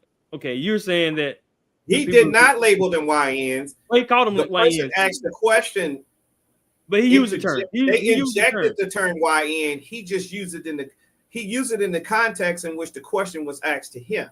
Right. It's like they're like, you're on semantics. You're on semantics, KP. He said. What I'm saying is, somebody say, "Well, KP, what are you going to do with all these hogs running around the neighborhood, rooting around in people's flower bed?" And I turn around and be like, well, I don't. Well, we're going to address the hog situation, and then somebody be like, "Hey, why you want to call them hogs?" You know, I'm like, no, I was responding in the way the question was framed to me, so it was in that context.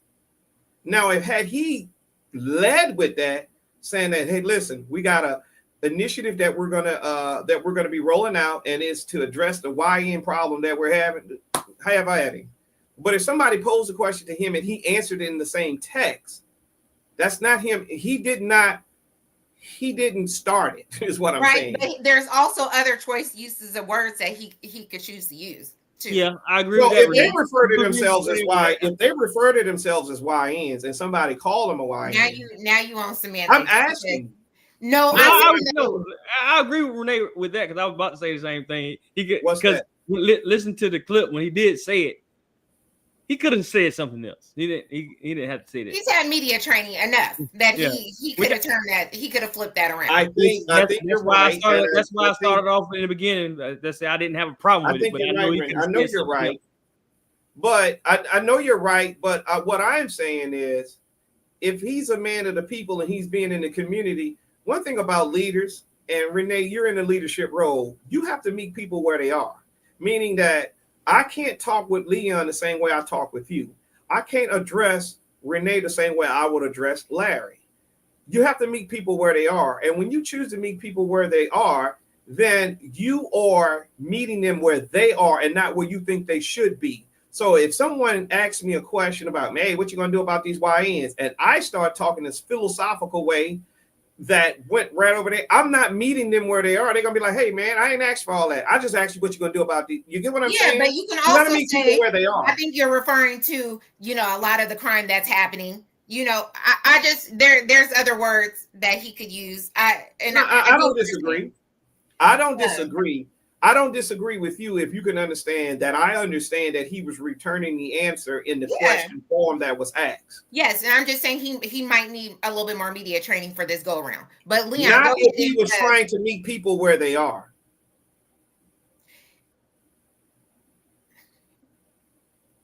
I don't think it worked out for him. But let him speak. I don't think you should have that much of a problem of people saying the projects. It's just where we from.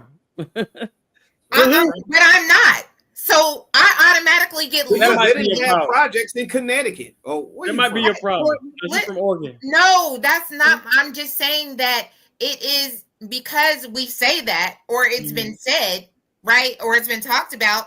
It's always, when you think of the projects, there's nothing positive that comes out of it. It's always negative, right? I agree with that. But let me ask you something, Renee. Being a young lady growing up in Oregon, what is y'all black population per state? I think within the state, what's y'all black population? Maybe 11 to 15%. So see that. No, that tells me that there is not much interaction with blacks in that area, and that also tells me it is because the blacks migrated in certain areas, right? Yeah, but being very north, you're not going to have the same concentrated amount of black people. Let's just say Durham. Durham is 36% black, right? Yeah. Or you go to a Memphis or a Jackson, but let me say Portland, or New Orleans, Louisiana, or Baton Rouge. Those places are black. You hear me? Yes, but Portland has a lot of black people where a lot of the black people migrated in. I don't disagree. I don't disagree with that. But what I'm saying is, you automatically get lumped. So let me bring you back, and Leon, I get what you're saying, but let me. The reason why my thought process was there when I was in South Carolina, back in September, I took a Geechee tour, right? Yeah, you know. And on the Geechee tour, I would say their majority of everybody on this tour bus was black. The row behind me, it was 5 white people, white Europeans, whatever, 5, right? They're taking us around, and the guy was like, "Coming up, I'm gonna take you to the hood, and the projects. Be careful." So you didn't like that. I'm hearing the white people in the back. They're like, "Oh my God. Should we be concerned? What's good? I'm just saying there's other uses of words. So now what they're doing, you know what they're going to do? They're going to take that back to their state, right? And say, now man, we went everybody black grew up in the projects, or it just all, when you think of YNs and all these different things, it's like, oh, and I'm not saying they did. When you think of YNs, it seems like they're all categorized within the same thing. So you think that it should be constituted as the same? Let me ask you something. Does your neighborhood and where you live, which could be a block of where I live, mm-hmm. does that area look like McDougal Trace or McDougal Terrace? Does it look like that? Well, with the apartment next door, it's giving that's unfinished. So hold on. So what you just said about your trip and what they said about the hood, white people's like, oh. So I've been in the cars with people before that mm-hmm. haven't been in certain places, and I'm driving, but I know about the hood, been mm-hmm. in the hood, areas. Sometimes I like to ride through them. Mm-hmm. I froze. I didn't hear anything you said. All I heard you say was, and then my computer froze. Okay, so I was explaining to her that when she was talking about her trip, and no, I know about that, but when I asked her, does her neighborhood, because I live there, well, yeah, does her neighborhood look like McDougal Terrace? McDougal Terrace? Do they look the same? Yeah, but I was telling her this right here. So I've been in the car driving. Sometimes I like to ride through the hood in certain areas. Mm-hmm. And I've been with people in the car that didn't necessarily come out of those type of areas. Mm-hmm. And they'll say the same thing. Why are you over here? Why are you driving this way? So and they're black. So it's kind of, if you're not from there, of course you're going to feel that type of way. Mm-hmm. Right. You're not going to be used to. I'm just saying, aren't we categorizing a certain groups of individuals no matter what? So some things it just is what it is. Some things it is what it is. But what I will say is, make no mistake about it, I'm not casting a bad light on a place like McDougal Terrace. I come from that. Right. So I'm comfortable being there. So I have no problem. So with you being from Oregon, what I'm saying is, you being from Oregon, you probably would end up in a place like that, and you might start to feel away. I don't, because I'm comfortable with that, because that's my people. I come from that. Right. Plus, I know how to move in that. I know how to move in it. The way I would move in McDougal Terrace is not the same way I move in the neighborhood where we live. Yes, but I'm just saying there's apartments that look just as, that looks the same. But why are they considered apartments? Renee, I think you know why. I mean, do we have to? Y'all know what I'm saying. You know what I'm saying. Like, because they're probably newer, not necessarily the projects, kind of newer style with the same type of people in those apartments. But no, because it's a different community where ICE is sitting. Why aren't those considered the projects? I see where you're going with it. I understand. I see. But they're not calling it that. I guess we got to give it time so they can get a name. I just think that if we want to make change, we can't hold somebody accountable for saying YN while all still talking about living, they're going to projects, they're going to hood, they're going to hood, you're doing the same thing. You're still categorizing a certain group of individuals that have a negative, it has a negative annotation behind it. If the black community want to get aboard and we start checking people on, stop differentiating the hood versus the projects, if they get on board with that, I come from that. I will be on board. Listen, I'm not against it. If we want to have a national call to arms and say, hey, listen, no more. This is not the projects. This is a housing community. This is not the hood. This is a suburb of the city. If we want to change, I'm with that too. I don't think it's going to happen. No, but it's the same thing. Remember, we had a certain individual on here that always referred to a lot of books. And what's the main thing that this person do? Oh, I'm in the hood every day. But you mad at Leo for saying YN. You stupid. You Well, I get, didn't do that. does that make sense, or am I crazy? Oh boy. Well, both can be true. Thank you. Yeah. I'm just, I thought about that the other day, and I'm just like, man, Mhm. you know, we really be throwing rocks. Yeah. Mhm. Well, Yeah, I mean, nobody's perfect, you know. Tell Leo that would be the only break that I would ever give him, right there. what's Mhm. that? What Where, break? you know, I'm saying that they need to get off his back for referring to a YN. certain group, calling them YNs when we doing the same thing when we're I referencing thought you was the being hood fair. I and thought you projects. posed right. I thought you was posing something that was. Mhm. I mean, that's a good point. I like that you thought about that and brought that to our attention because that is something. You're right. You know, how are you going to get mad at this man for using a term called YN, but then you turn around and degrade your living conditions or where you're from and Where certain individuals are from. certain individuals from. I get it. I mean, I feel where you're going with that. That's the only pass Leo will get right now. And to some degree, I wouldn't want others like in the governance structure. Y'all know I use the Africana Studies field framework, and from a social structure, meaning who are Black people to others in the governance structures, who are we to each other? So, this is a governance conversation we're having. If I've met anyone outside the Black community in the social structure, and we're having this conversation, like, hey, P, aren't you from the hood? Hold on, mother. No, right. Hold on, Maryland Farmer. Right. You get can't what I'm saying? like that. Now, in the governance structure, what we're having right now, we can talk about that. But in the social structure, meaning who are Black people to others, you cannot have that conversation with me, nor address me as that. So you get where my frustration when I talked about the tour bus, right? You spot on. Because he said a governance conversation while social structure folks were around. And now they automatically assume. Are y'all froze again? Yeah. Now No, we're lumped in there. Everybody. So I want to move on from this, but I want to ask you a question. So what do you, as far as the hood, the projects, and would you want them to give it a different look? It's an apartment. No matter how you shape it, frame it, some of them look like townhomes. Matter of fact, Madugo looks like duplexes. They're duplexes. Yeah. So I will say this. But you know what name came from?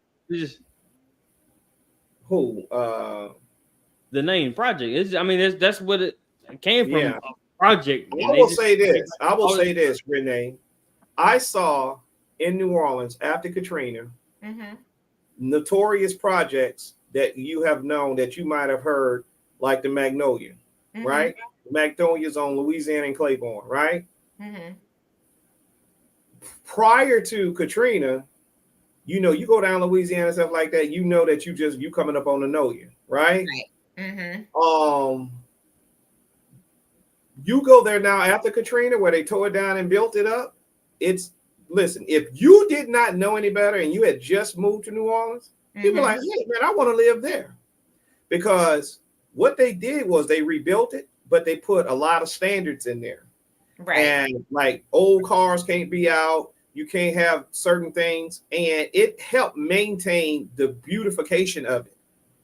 And so if you had seen the Magnolia prior to how it is now, it's a totally different area. So are the same people in there? Yes and no. Because there are criterias now, it makes it different. Is it the same people from the same generation of family? Perhaps, yes. But because they put standards in there and they oversee it and they hardline it, kind of like what are you for your thing? That's a homeowners association. So they're not owned, but they have an association or a thing that kind of monitors how people are in that area. And if you didn't know any better, if you just moved into the area, you want to move there because it looks like a nice community to live in. But that used to be the projects. So I'm saying that not only can we clean it up in where we label it, but we can clean it up in terms of optics of how they look. 100%. Because I've seen it. So that's why I wouldn't condemn my brothers and sisters that live in those project or low income housing type of things. I come from there, but I also saw how it can be cleaned up. Mm-hmm. Yeah, I agree. All right, KP, have you had your PSA checked? Absolutely, man. You know what's a flex?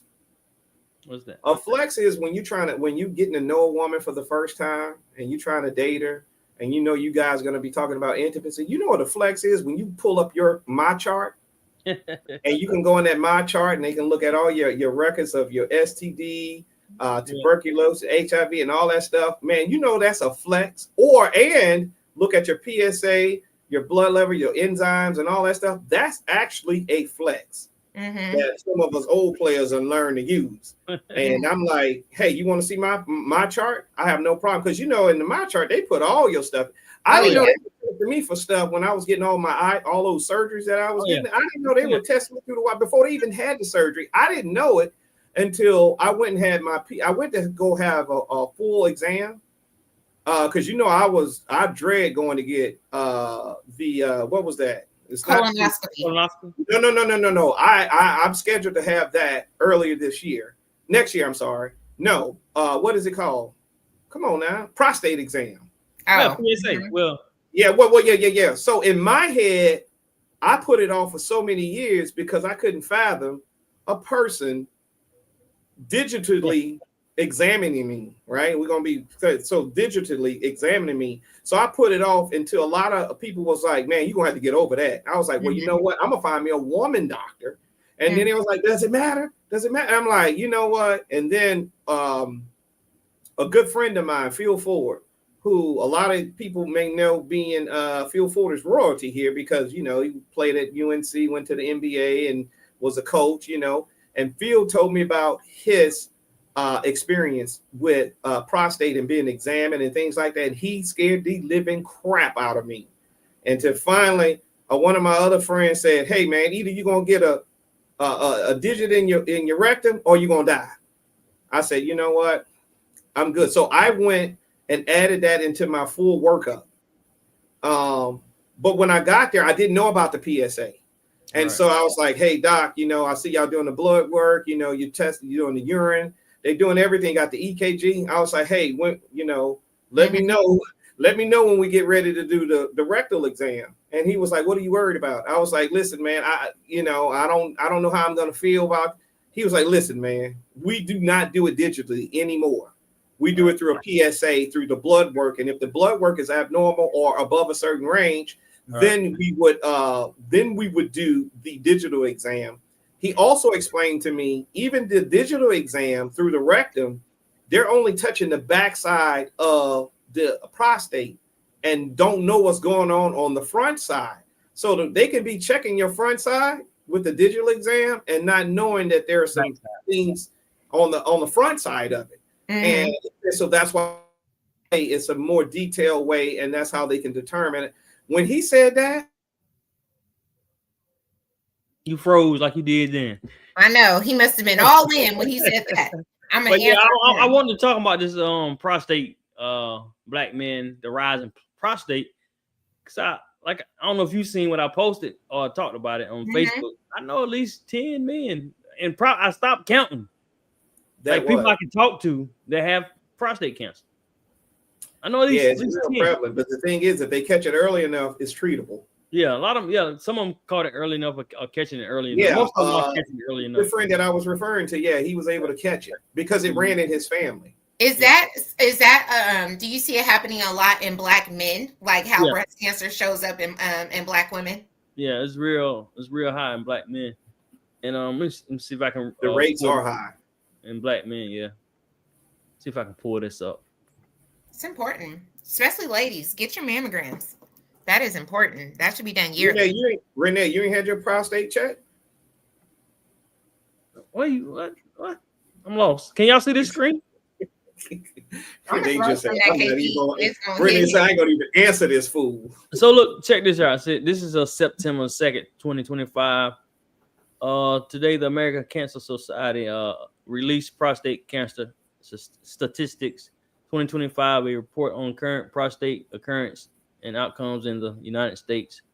According to the study, prostate cancer incidence rates have reversed from decline of 6.4% per year during 2007 through 2014 to an increase of 3.0% annually from 2014 to 21. The steepest increase, 4.6% to 4.8% for advanced stage diagnosis. So, yeah, it's been. I mean, I've been hearing about it, and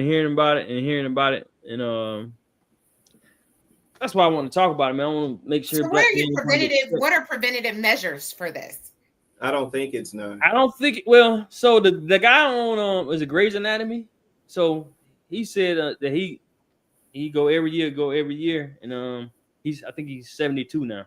He said he would have his annual checked every year until it just finally popped up. So now he's going through it. So I guess it's just with black men as you get older, it's just a possibility that it's going to happen. Can you go twice a year if you want? I don't know. Those there's a number that I think it's 2.99. I think mine was 0.76, which was low. I think the closer you are to that number is what my doctor told me. The more exams you got to have, so they would require you to have it semi-annually. So if that number is itching towards the higher mark, then yes. I remember him telling me that if your numbers are closer to that higher mark, which I think is 299, that then they will require you to do it every 6 months. Mm-hmm. I mean, just for you or for my sanity, can I just request one to be done twice? Cool. Like maybe Leon, just wants to go. Listen, the doctors work for you. They're not gonna they can't tell you no that you don't want to get your apostate checked. They would try to, but sometimes like you gotta be an advocate of yourself. Because they always say something about your insurance. Oh, we can't. You just had it checked and this and that. Just like colonoscopies, right? They're like, oh, you have one. They're like, you don't have to come back for 3 to 5 years. What? Yeah. So I got mine checked. I've had the colonoscopy done before, and the hardest part is the prep. The actual procedure is you won't even know it. Yeah. The thing is you make your appointment for early in the morning so it don't hit as bad. Yeah. Is that what it is? Mm-hmm. Because you got to stop eating at a certain time. I mean, you drink the liquids, so you set up your appointment for like 6 a.m., 7 a.m. So then after it's done, you can eat. Yeah, that's what I did. Set mine for early morning. Mm-hmm. Yeah, because you can't eat. Well, I don't know when mine. I gotta check my chart to see when mine is. But gotta knock it out. I get the earliest appointment because I'm ready to. I'll be ready to eat. You ready to eat? Look at her, foodie, ready to eat. That's how I was. Y'all black men, make sure y'all go get your prostate exam. I look at Leon. I'm glad that you're bringing that up. I will tell you that approaching the age of 45 and now 51, I sit a lot of times in the cigar community, and I never thought that a bunch of black men would be sitting around talking because we all show our test results and stuff like that. I never thought that the conversation would be like, hey, man, what's your A1C? What your cholesterol? We are talking about it now as a thing. And I remember about 5-6 years ago watching, I was like, man, this is funny. I can't believe as black men, we sitting around here talking about health issues.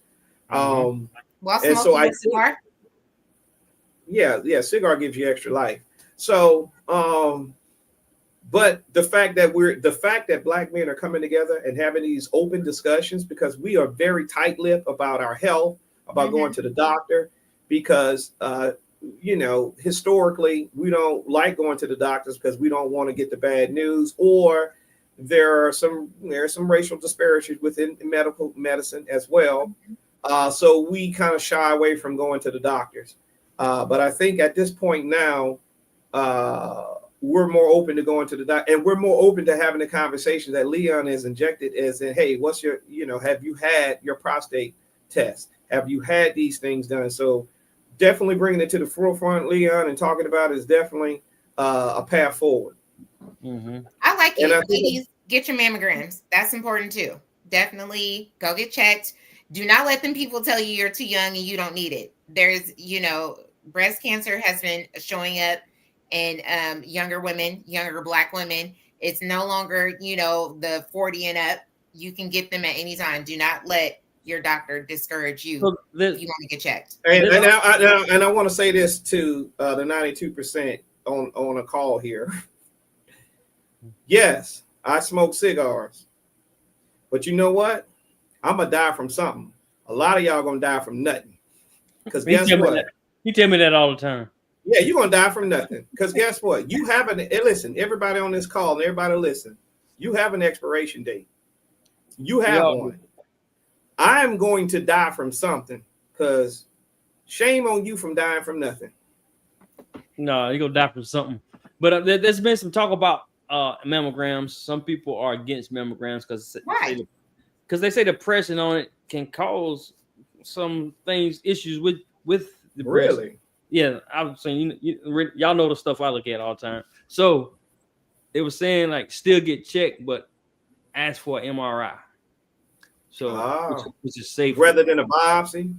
No, a mammogram when they do machine and the press. They smash. Well, and honestly, it only lasts for 30 seconds. It's like a picture. It's smack, bling, bling, then bling, bling. It don't even take that long. So now I can see people having concerns if they've had some elective surgeries in that area, right? And they're fearful that something might happen or whatever. But I guess that's great. I guess that's great. MRI, mammogram, whatever. As long as you're taking care of your health and you're going to get checked, however, whatever that looks like for you out of those options, I'm okay with it. And another thing I'm gonna tell y'all. So your doctors won't tell you this, but go ask when next time you get a checkup. Ask for a fasted insulin test. Mm-hmm. A lot of people don't know about that. So you have to fast to do it, because I had an insulin test. Yes, but you have to fast. You have to fast to do it to really get the correct numbers.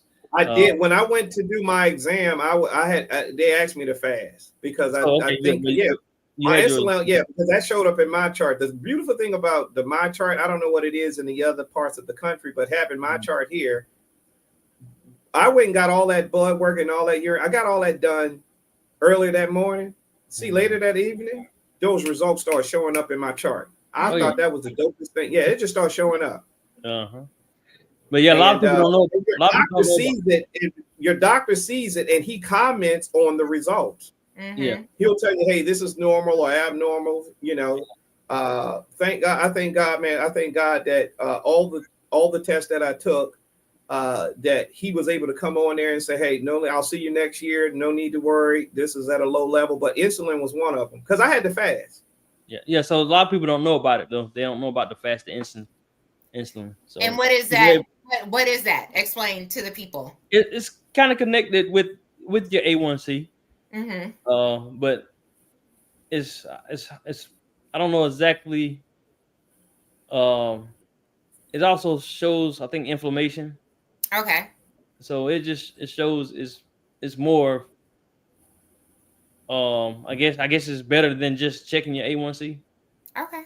So well, people, you want to do that? Also, move your body. Get up, move around, listen to your watch, and just listen to your phone. Stay away from a lot of sugar. Stay away from a lot of sugar. Yeah. Mm-hmm. Processed sugars is black man's killer.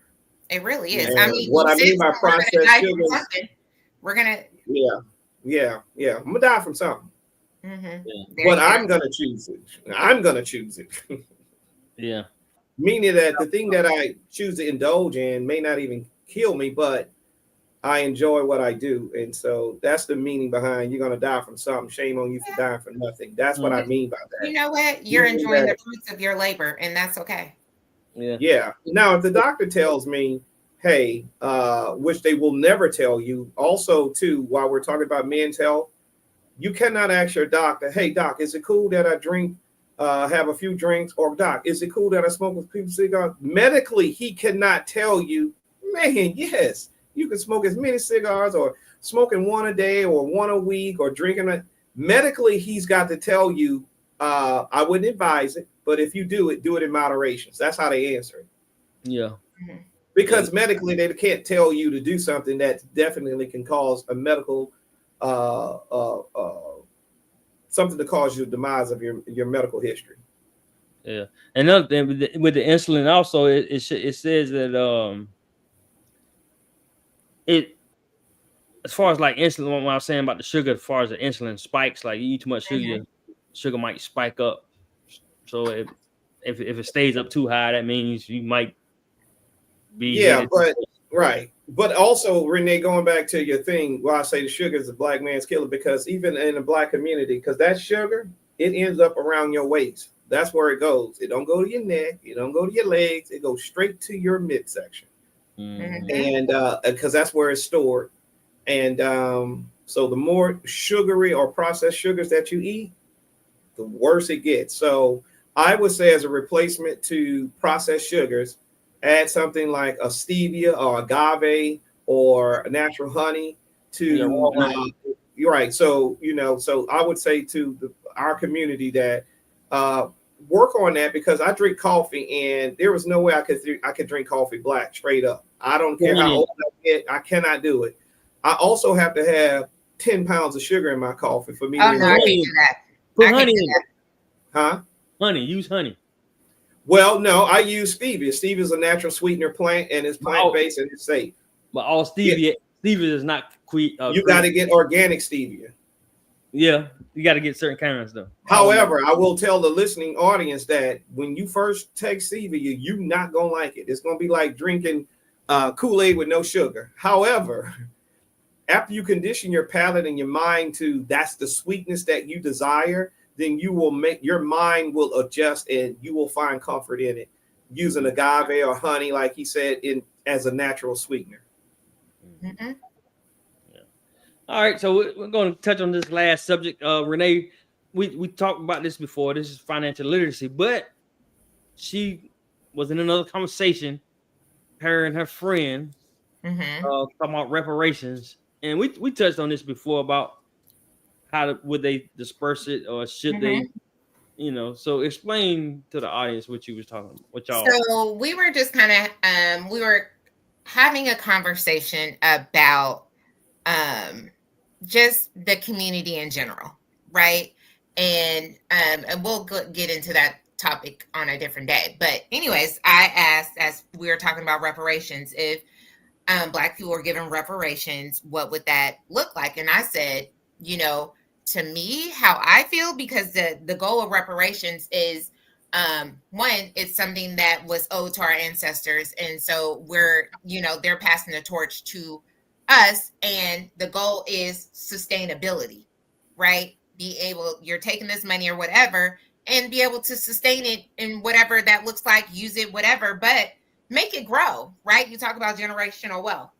So I said that, if you were offered a certain amount of reparations, whatever that looks like, if it was money, that, I feel like a 2-hour, in order to get the money, you should take a 2-hour financial literacy class. Now, if you want to take more, then that's great. Go ahead and do that. But I feel that that is something that should be done, right? So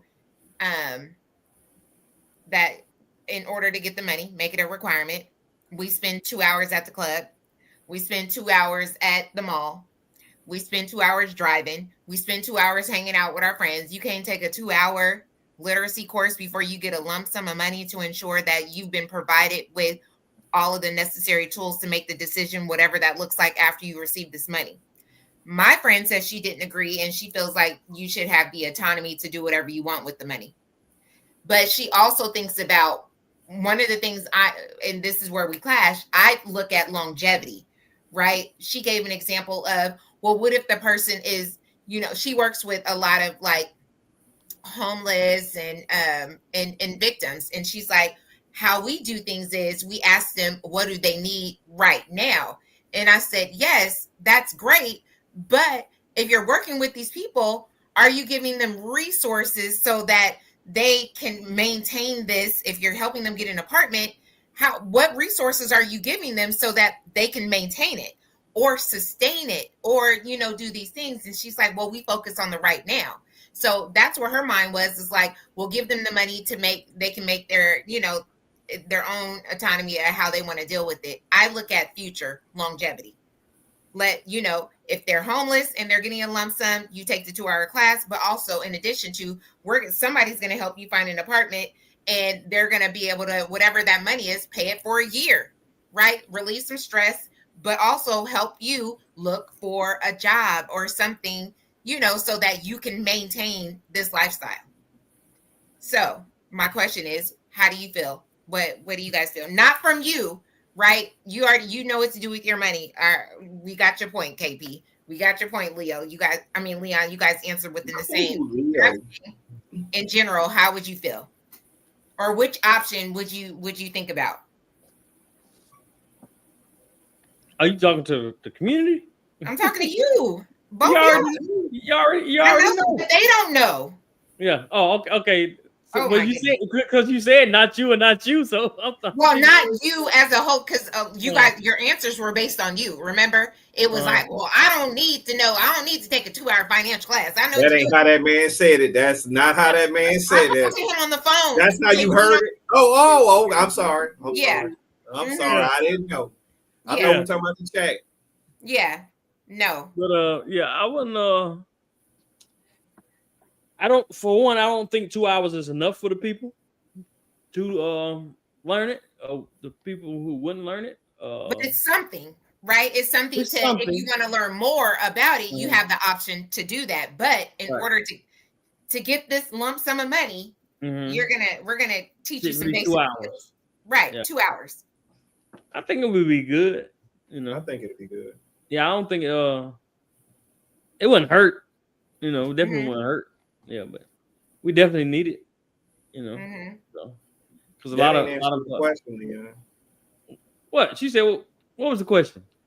He answered the question. He said, he would choose the financial literacy versus giving the person just the money and they could do whatever with it. Yeah. Right. Hey man, what are we talking about, man? I made it to the 10th grade, man. Anyway, KP, what do you feel outside of your own thought process? I will say the only thing is that it shouldn't be a one-time payment, meaning that the people living today generation will get this one-time payment. I think that there should be programs and things put in place to help posterity. Posterity means future generations. That's what posterity. So I would say that we need to put something and implement something in place that's going to have an impact on our prosperity. So it's one or the other. You didn't. What I'm saying is both issues that you guys put with getting complete autonomy to do what you want or to have a financial literacy course. I think we can probably do both. But I also believe that we're not going to make an effective change to create generational wealth unless we have programs in place that going to affect the posterity of our future generations. Right. No, and that's where, like I said, because we can start this in one generation and it's over. Well, and they could say, like, hey, we gave you Negroes money one time. I don't think it's a one-time thing. No, but this was just the conversation of lump. If we were provided a lump sum, and she's just like, I would just allow them to do whatever. And I feel like that's the problem, right? If they make giving you the money and giving you complete autonomy, and they give you, or you can do this financial literacy course, but you choose. I don't think that you should do a choice. So I think that it should be mandatory that there is some type of financial literacy course that is maintained, because even myself and Leon, if that's the case and it's going to help all, then I'm for it. Obviously, I'm for give me complete autonomy. Let me do with it as I will without taking any courses, because some of us have already taken financial literacy courses, and we continue financial education throughout our course of the way we move. Right. So some of us may be a few steps ahead of others that have not had it, but that shouldn't excuse the fact that myself and Leon, as a requirement to get it, we have to go through the same courses that they go through. I'm for the collective of the community, and if that's going to advance the community, then I can go through those courses again, because you can learn something different no matter what the situation is. So I would be for giving, again, I think in the collective and not as an individual. In the text, I say, man, just give me my money. I don't know what to do with it. But when I'm thinking in the collective, which we all should be thinking as a collective, that if I have to go through these courses to get it because it's going to collectively help the community, then I'm for it. Mm-hmm. I wouldn't pitch a bitch and be like, well, man, I don't want to have to, just give me my money. I know what to do with it. No, it doesn't. If it's going to, then they can make that choice too. Right. Because then after what you do with it, you can't come back and say, you weren't provided with some sort of tools to help you, and then her argument was, well, there's people that can do with it, and then she told me there's only a small group of people that would just blow the money, and I'm like, that's not true at all. I will say, people, and I said, lottery winners. Let's talk about it. What success? What lottery winner have you seen? They lose the money. Yeah, well, you're looking at one right now. That's where it comes from. Because I'm going to win the Powerball on Saturday. Oh my goodness! So I'll let y'all know how that works out. So that's where people needs to now, which I since 2020, when everything went down up until now, more people have been conscious about financial literacy. I think it's happening more, or people it is really starting to really kind of learn. So hopefully more people will learn, start to learn or get into it. I like, y'all know what I watch all the time. Yeah. I like a lot of people don't, people don't know what to do with something they never had. Look at them stimulus checks. Hey, hold on. KP said Dave Ramsey. I ain't watched Dave Ramsey in a long time, man. Oh my God. You might make me watch Dave tomorrow. Oh God, no. I saw that little black chick on Fox News. They had a clip of her because Fox is they gotta brainwash their people to make them think that the economy is not bad. And they propped her up there and she Jay, whoever the little black girl is that's on there, it's her. And she said, she did a segment with like, hey, listen, this year's Christmas is for 3 to 18-year-olds. Everybody else, grandma don't need a gift. This don't need a gift. See, that's them conditioning their audience to saying, hey, the economy is not so bad, but they saying it all at the same time. It is bad. Yeah. But I watched her give that particular PSA saying Christmas this year is for 3 to 18-year-olds. Everybody else don't need a gift. That's them admitting that the economy is bad, but they got to sugarcoat it and say, hey, listen, no. It's okay if you don't buy grandmother some slippers. It's okay if you don't buy mom and dad this. Christmas is not for them. Christmas is for 3 to 18-year-olds. Mm-hmm. But you say that, right? And somebody will go and buy them a car and be broke the next week. But anyway, you want to go ahead and end it, Leon? Everybody out there, study financial literacy. Mm-hmm. Yeah, but I'm just glad I'm able to help people in that area. That from what I do know, I'm still learning. I know I'm not gonna say I'm an expert because I'm not, but I'm able to help people in certain situations. So getting set up, accounts set up. I like doing that for people. Tell them what they should do, shouldn't do. But yeah, make sure you learn, and make sure y'all subscribe to the podcast. Make sure you like, share, and subscribe, and make sure you go to impelforwardmerch.com. That's impelforwardmerch.com. All things Impel Forward merch. Look, it's an early Black Friday sale. Everything is on sale. Gotta go. Ball out. All right. Once again, there you have it for another episode of the Impel Forward Podcast. And remember, seize the opportunity to grasp your dreams. Peace. Peace.